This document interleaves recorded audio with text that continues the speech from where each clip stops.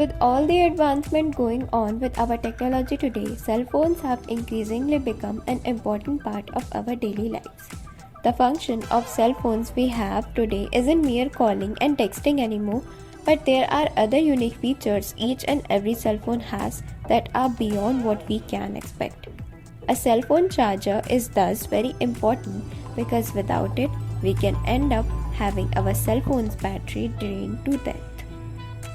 Your life might be at danger if your cell phone's battery is dead and you don't have the means of charging it back. So let's quickly understand the working of a cell phone charger. At first stage, a half-wave rectifier using single diode converts AC to DC. An electrolytic capacitor is used to filtrate the DC output. Remember that this is 230 volt DC. Next, an oscillator circuit consisting of transistor, Zener diode, PN junction diode, capacitor is used to oscillate the DC output of the rectifier. Next, the oscillating signal fed up to the step-down transformer.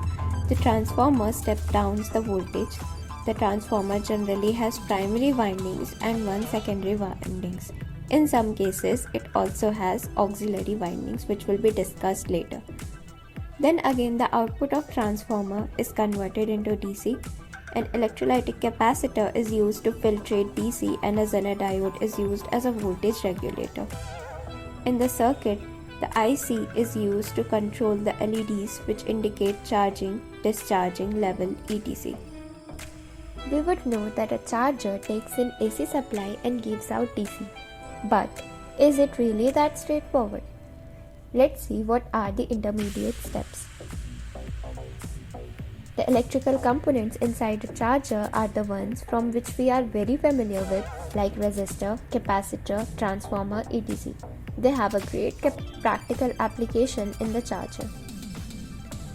A charger is a collection of diodes, capacitor, transistor, resistor, one below the PCB which function together. Firstly, we have a resistor, fusible which prevents damage, which is followed by a bridge rectifier. Given below is a diagram of an oscillator circuit which converts DC back to a high frequency AC. It consists of two transistors with their respective pin configurations and a diode which is a fast switching diode. The first circuit combined to form a circuit which converts the AC supply into DC. Then we have AC to DC converter for the phototransistor in an optocoupler and it forms a circuit as shown below.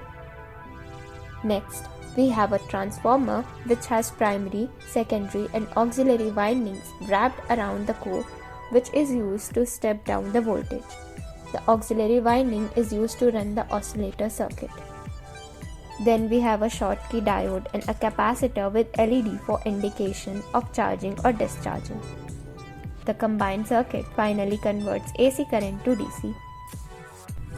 There is also a feedback circuit which consists of an optocoupler Zener diode. Given below is an optocoupler. It is used for transmission of signals without contact. On the right side we have infrared LED and on the left we have a phototransistor. When LED turns on, its light turns on the base of phototransistor, turning it on. Next we again have capacitor connected for safety purposes between primary and secondary grounds. Now we have understood the complete working, let's look the circuit diagram of interior of a charger.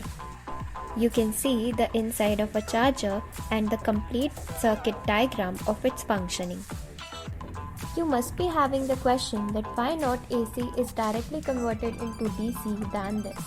The reason is the size of capacitors and transformers required in that case would be large enough so that they could not be mounted inside a small charger like that we use. Hence, in the charger 50 Hz frequency is converted to 50 kHz. This reduces the size of transformer and capacitor to that required in a charger circuit. So, to change the frequency of AC, we first need to convert it into DC, then convert it again into AC and finally getting DC supply by converting the AC supply into the same.